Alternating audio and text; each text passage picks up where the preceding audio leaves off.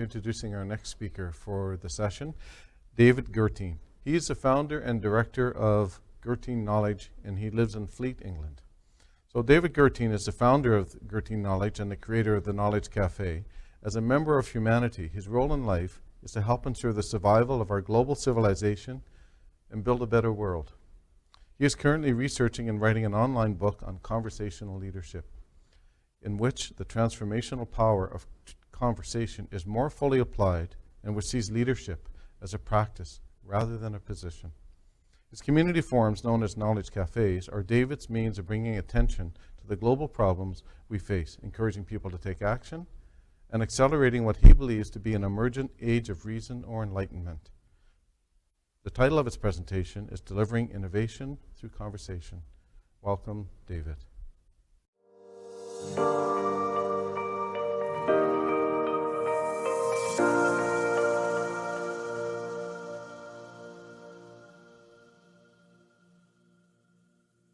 Okay, good morning, everyone.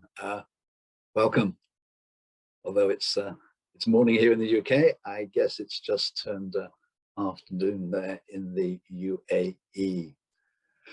So, as Peter just explained, the theme of my talk is delivering innovation through conversation. Those of you who do know me and know my cafes will find that, or at least this topic, of a little surprise.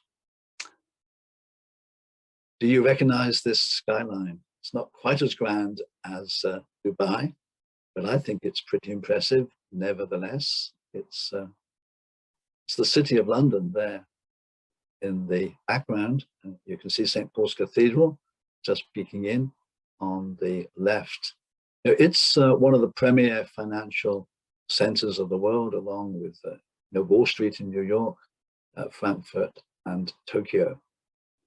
Sure you're all familiar with it, but have you ever wondered for one moment how it all started?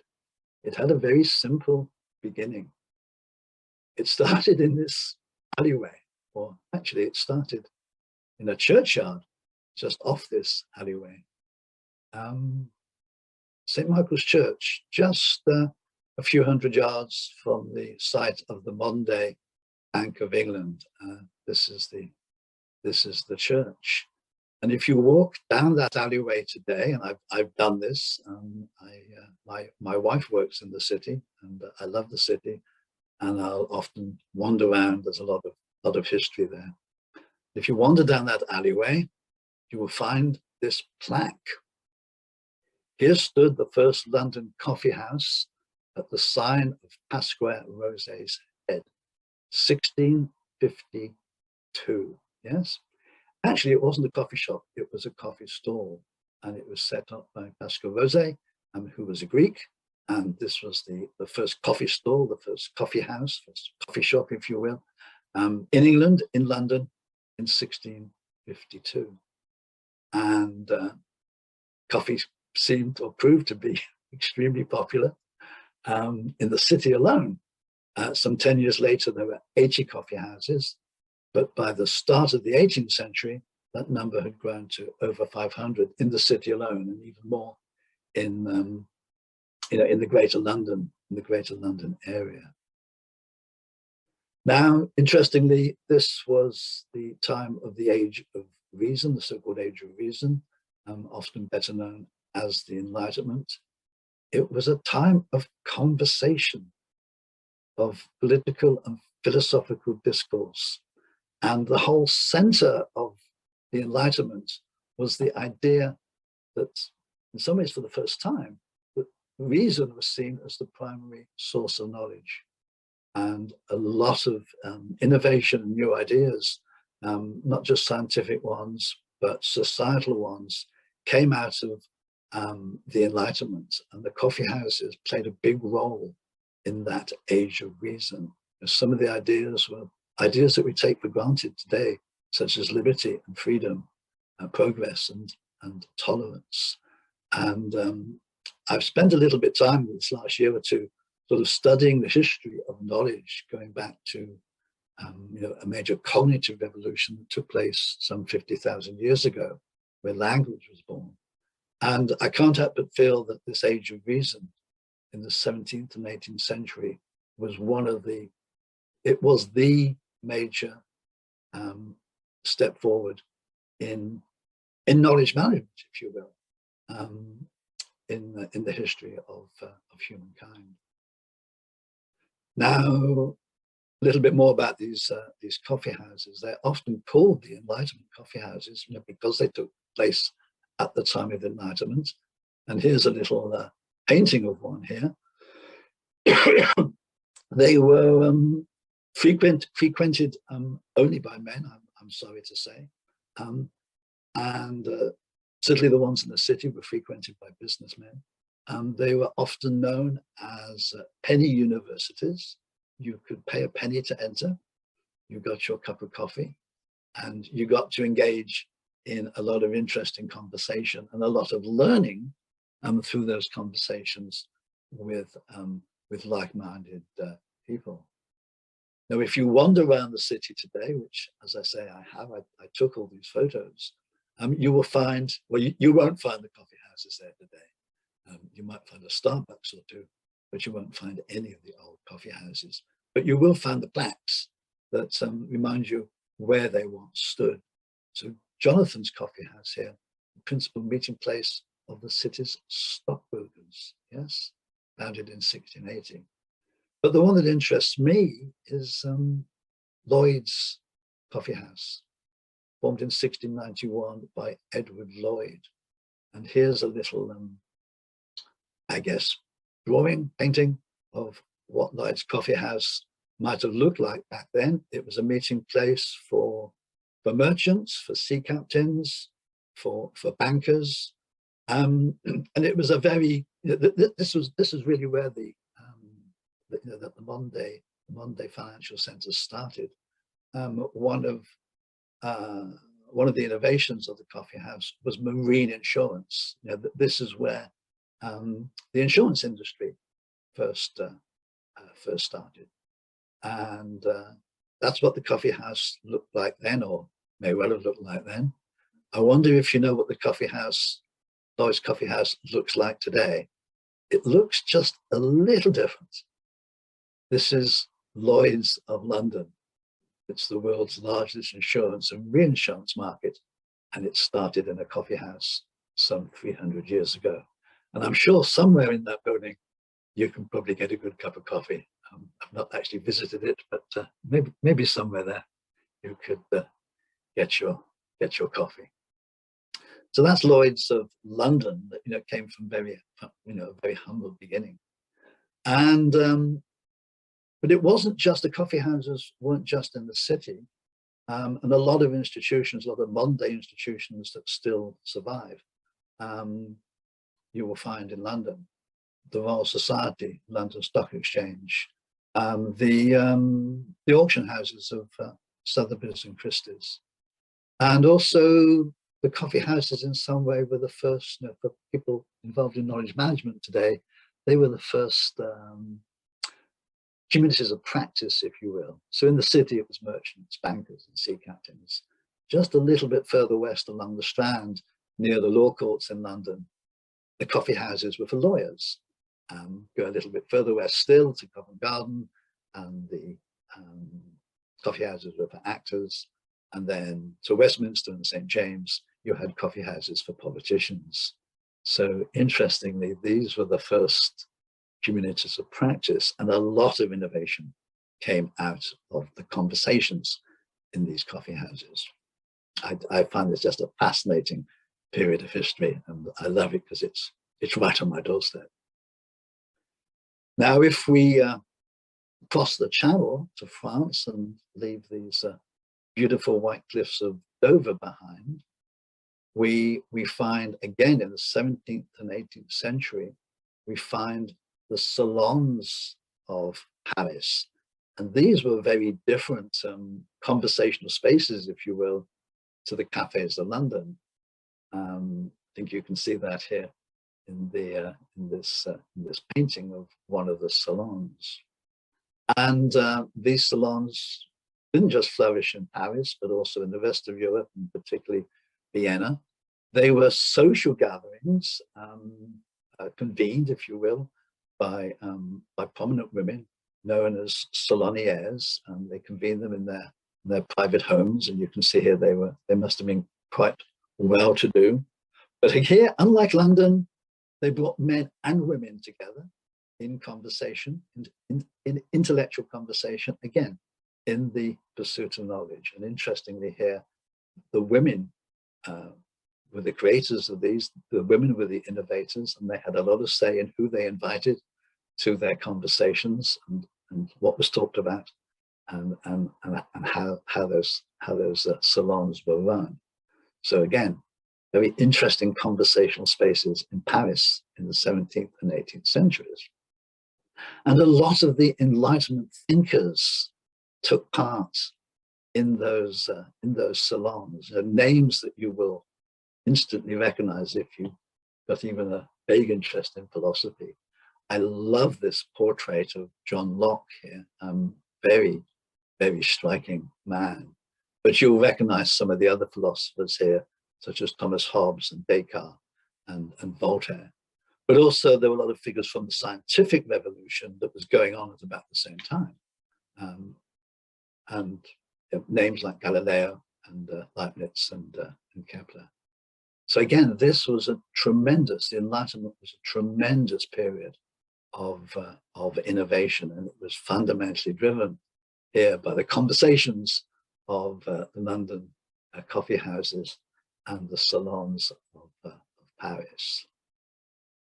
Now let's cross a much wider, broader stretch of water. This is the Atlantic Ocean, and at about the same time we're going to head over to the colonies, to colonial America, and there we will find Benjamin Franklin. And I hope Benjamin Franklin doesn't need any introduction. He was one of the founding fathers of modern day America, played a big hand in writing the Constitution.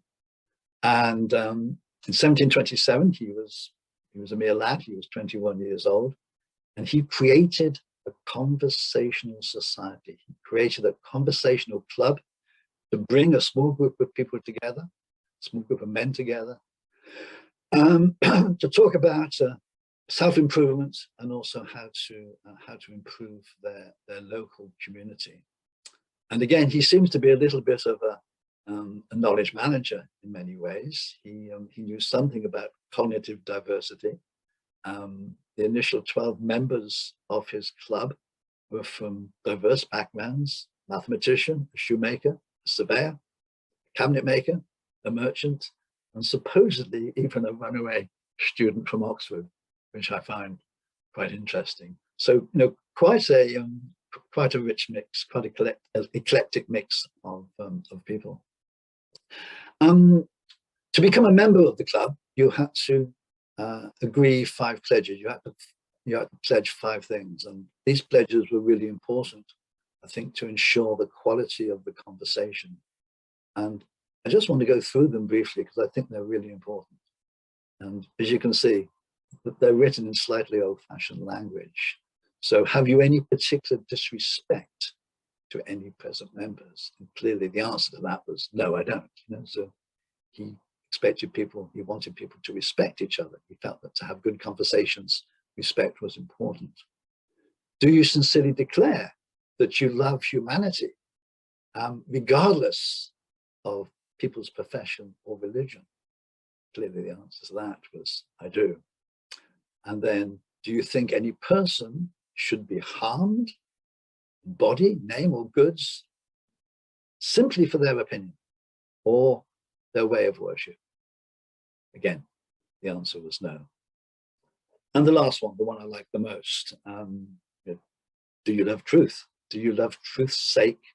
And will you endeavor impartially to find and receive it yourself and communicate it to others? It's worth just dwelling on that for a moment. So this was all about the pursuit of truth. Yes. Looking for it, communicating it. Of course, the answer to that was yes as well. So I really, really rather like these these four fundamental pledges, which in many ways were about creating psychological safety for the conversation so people could speak up and be themselves. Now, he used 24 questions to stimulate the conversations. And although I've got all 24 here, I just want to pick on 3 of them that I think maybe the more powerful ones. So the one here, do you know of any deserving young beginner lately set up, whom it lies in the power of the junto any way to encourage? So he was looking for the young entrepreneurs that had just started their organizations, their companies, and saying, how can we encourage them? How can we help them? So again, I think a really interesting question. You can imagine the conversations that came from that. Say he was a bit of a KM, a knowledge, and he knew a little bit about knowledge management. Familiar clearly with the power of storytelling. So, what new story have you lately heard agreeable for telling in conversation? Yeah, and you can see some of the other questions here. I'll just pause for a second to let you read 1 or 2. And the last set. And the very last question, he knew something about quality as well and about continuous improvement. Do you see anything amiss in the present customs or proceedings of the junto which might be amended, which might be improved? Yes. So 24 really interesting, provocative questions to stimulate the conversations in his club. Now, a little bit like the coffee houses of London, and I think more amazingly, there's one little club in Philadelphia, a tremendous amount of innovation came from this club. The first volunteer fire company, as you can see from the plaque here, I'll let you read that yourselves. The University of Pennsylvania, volunteer militia, Pennsylvania Hospital, these all had their roots in the Junto Club. The one I like the most is the first lending library, the Library Company of Philadelphia. When these men came together in a house once a week to have their conversations, they wanted to share their books. Now, books were very expensive in those days and had to be literally shipped in from England. And so each member only had 1 or 2 books. They put a room aside in which they pooled their books so they could read, they could borrow each other's books. And that started out just lending the books amongst themselves, but later they started to lend them to the public. So this was the root of the first lending library in the world, and it came out of Benjamin Franklin's Junto Club. So again, an amazing little piece of history. So kind of just going a little bit too close here in a moment. I've now come back to England. It's a sort of little trip through history here. Come back to England, come back to modern day. Hopefully you'll recognize Trafalgar Square. 20 years ago, this year, I started my first Knowledge Cafe, bringing people together to have conversations on the Strand here, Strand Palace Hotel, my first cafe, 15th of September, 2002. And I'm going to have a big party later in the year. I'm not going to go into detail about the cafe, but the cafe is fundamentally resolves around conversation. It's using conversation, for a number of, I think, very powerful aims. So I've listed them here, like learning from each other, sharing ideas, sense making sense of a situation, getting people understanding the situation before making decisions, exploring possibilities, generating new ideas. And one of the things I particularly like about any conversation, regardless of the topic, conversation helps connect people, build and improve relationships in an organizational sense, even a societal sense. It tends to break down organizational silos and polarization. And in general, it improves trust and engagement. And I've included this little video clip here because I really do love it. It's of a cafe I ran again some 10 years ago at the RSA in London. And what I like is you realize watching it is that we don't just communicate through our voices, we communicate through our bodies. Just watch people's body language, especially the use of our hands. Okay? Right. If you're interested in the salons or the coffee houses or Benjamin Franklin's Junto Club, go take a look at this book from Stephen Johnson, Where Good Ideas Come From, The Natural History of Innovation. And in that book, he says this, and I'll just read this out. The great driver of scientific and technological innovation has been the historic increase in connectivity and our ability to reach out and exchange ideas with people. This has been the primary engine of innovation for the last 500 years. Yeah, that's worth reflecting on. It's been the historic increase in connectivity. And in the book, he says, we need to create spaces where ideas can mingle and swap and create new forms. I really love that concept. Create spaces. So, the coffee houses of London, the salons of Paris, Benjamin Franklin's Junto Club. These were spaces, these were conversational spaces where ideas can mingle and swap and create new forms. And to my mind, it's conversation that leads us from knowledge to innovation. Now, just drawing to a close now, the whole purpose of this talk is to sow a seed in your minds. The whole point about the coffee houses, the salons, and in particular, Benjamin Franklin's Junto Club, is that anybody can start a conversational club, a conversational society of some form.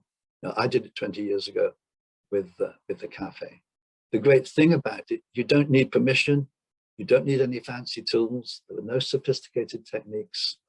All my cafes I've ever run, both face-to-face or on Zoom, have cost me nothing.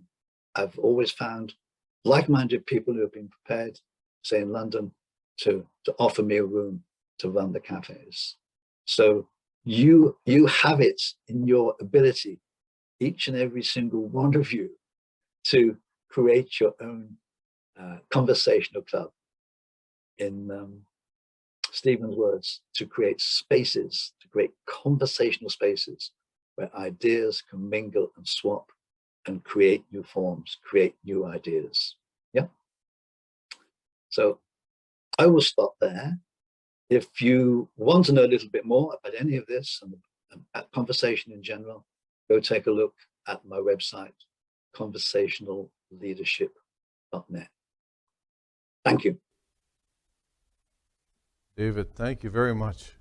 You know what I'm really loving about this conference so far is that we're shifting gears, we're ramping up, with different presentation styles, different information, and it's creating a really nice environment for us. The other thing is, now I know what I've been buying all this coffee when I'm at Expo for. I've got coffee from about 6 different countries. It seems like I'm getting ready for my own cafe soon.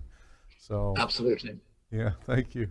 So I'll pass it over to Soha. Soha, what sort of comments and questions have you gotten from the audience?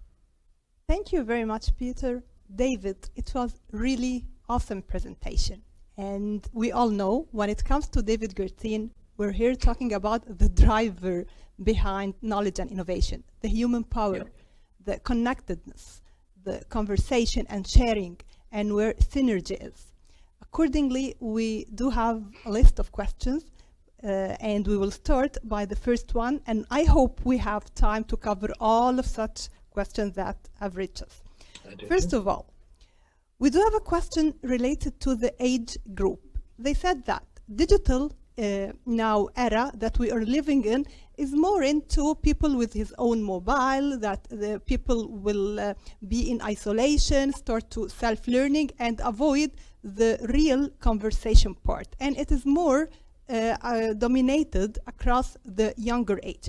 However, for the age group, older age group, they do feel that still conversation is important, but it is not there for the younger due to the environment that they were raised to. So how can we bridge such gap? I mean, that's an interesting question. And yeah, I was running my knowledge cafes face to face all around the world for, I don't know, 18 years. Actually about 15 years. And then Zoom came along, this technology we're using now came along. And I realized very quickly that I could run those cafes online through Zoom. And so I've been doing that long before COVID. And you know, we're having a conversation here in a way with this conference through the technology. And I'm sure there's many people coming in on their mobile phones or mobile devices. And there are other conversational, you know, applications or places on the web where you can do this digitally. You know, applications like Meetup, where anybody can create their own meeting space in Meetup and invite people along to have conversations, either face to face, but increasingly on Zoom, to talk about whatever they wish. Some people, one of the new mobile phone apps that seems to be very popular is something called, what's it called? I forgot the name of it now. Is it called Coffee House? I've forgotten the name. It's a conversational app. It's called Clubhouse. And it's a conversational app where you can go in and you can initiate your own conversations, just voice only, no video. And that seems to be very popular amongst young people. So I'm not so sure. You know, maybe young people are less inclined to talk face to face, especially in this sort of time of COVID. Though I'm not totally convinced of that. I mean, the one thing I've learned about people in general, regardless of age, is that they love to engage in conversation. Sometimes it might just be chit chat. Other times it's much more. You know, it goes a lot deeper, and it can be done face to face. Increasingly, it can be done online. So, I'm not so sure it's such a big problem. Yeah, I do agree as well. We have here a question and a comment, actually, related to the conversation. Some organizations, when they hear the word conversation, they do think that it is something out of the scope and it should be replaced by meetings, it should be replaced by brainstorming sessions, but the conversation and the informal way of discussing and sharing without such protocols. So what do you think, or what can you tell for such organizations? Because they feel that the significance of the conversation is not as much, or is not that important, or it is wasting time, as he said. But they often think it as wasting time.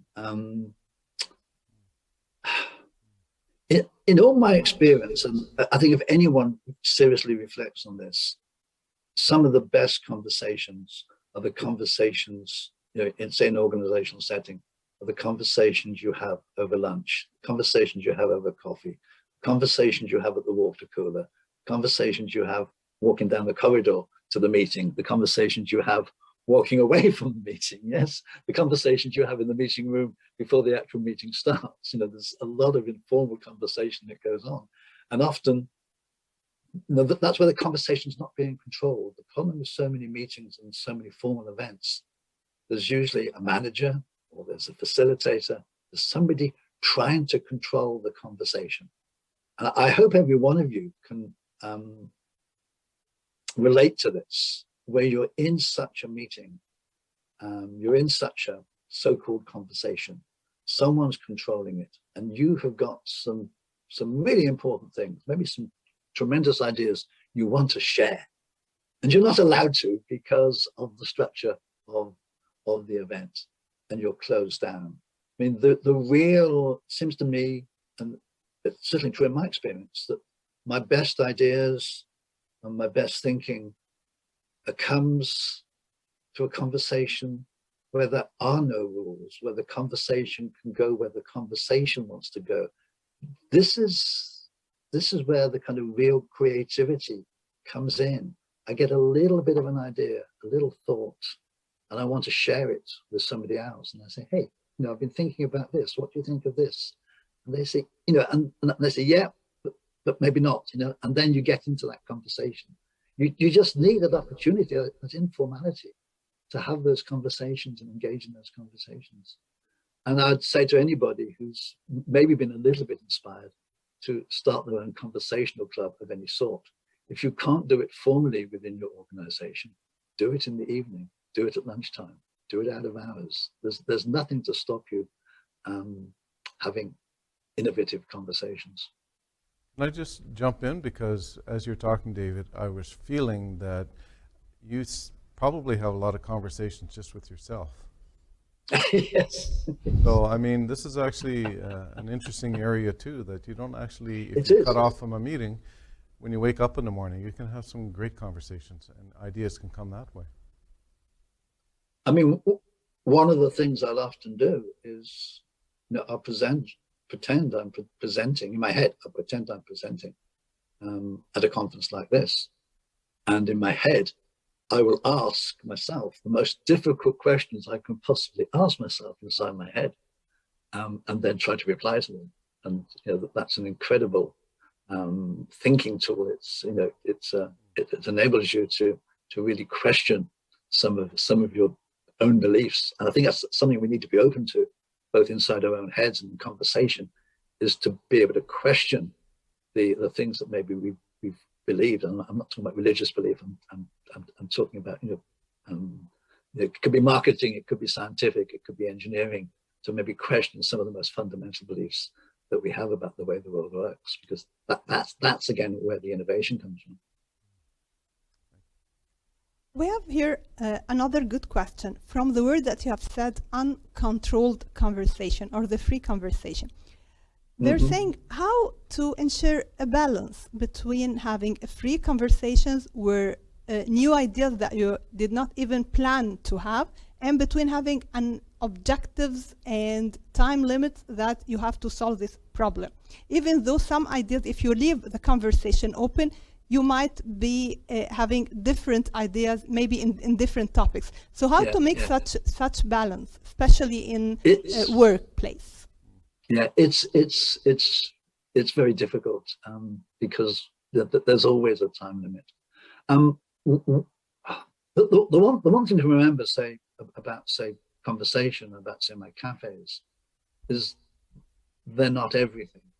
That the cafe concept of like this free flow of conversation is tremendous for generating ideas, but it's not necessarily particularly good for making decisions. So it's recognizing what the cafe is good at and what it's not so good at. So the cafe can be, so let's say you've got a problem that you're looking to solve.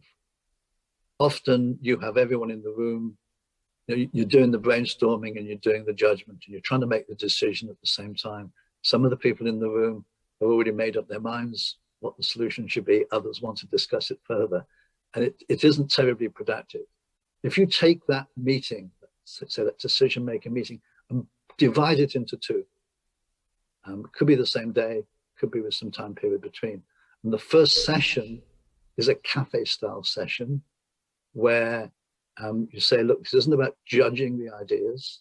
So it's a little bit like brainstorming, but you're saying we're not going to judge the ideas here. We want to hear from everybody. This is a divergent conversation where we're trying to get a better understanding of the issue, maybe generate some ideas. And then having had that first meeting, you have a second meeting later. We say, okay, now we spent some time better understanding the issue, generating some ideas. Now we have to make a decision. And now you go through a different process for decision making, which isn't a cafe. And again, the message here to people is, look, we can talk about this forever, but we need to make a decision at the end of today or at the end of this meeting. So it's recognizing the different conversational tools that you have and applying them appropriately. Yeah, does that make sense? A lot, actually. We have, you want to jump in or I shall continue? No, keep going. Okay. So we have another question for the digitalization world that we are in. Definitely, Okay. yeah, we have moved from being having things in physical and in real to the virtual life. So what are the limitations that we are facing and what should be done, because we cannot avoid the virtual conversation anymore. Even if we don't like it, we like it or we don't like it, we will not be able to do that. So how can we adapt ourselves toward that and accept it first? It's again, this is an interesting question and one that keeps going around in my head as well. People so often say to me, and I find myself saying it as well, is that face-to-face conversations are better than virtual conversations. Yeah. And so someone will say that to me and I will say, well, why? And they will say, well, it's all to do with body language and close proximity and what have you. And I say, yeah, okay, I get that, intuitively, but what difference does it make? And it's very difficult to put your finger on the difference that it makes. And I've been involved now. I've run a lot of knowledge cafes online in Zoom. I have a lot of conversations with small groups on Zoom and one-to-one conversations. And I'm realizing that most of the time, it doesn't make any difference at all. I think if you're looking to maybe build a relationship, especially say if you're dating or something, where close proximity has a bigger impact than having that conversation over a real cup of coffee in a real coffee house is going to be. I was about to say more productive, but more enjoyable. I think as human beings, we enjoy the face-to-face conversations a lot more, just naturally, than the online conversations. But for most things, like the conversation we're having now, in a way, we can do this perfectly okay through technology. I wouldn't want to see everything go that way ever, but the fact that we can do this. Hamir in England, you're in Dubai. The last speaker was in Boston, Massachusetts at 2:00 in the morning. The fact that we can have these conversations for the first time around the globe, I think, is absolutely amazing. And that's why I think that maybe we're entering a second age of reason, a second enlightenment, because now the first enlightenment was instigated by the coffee houses. This enlightenment is instigated by online technologies such as Zoom.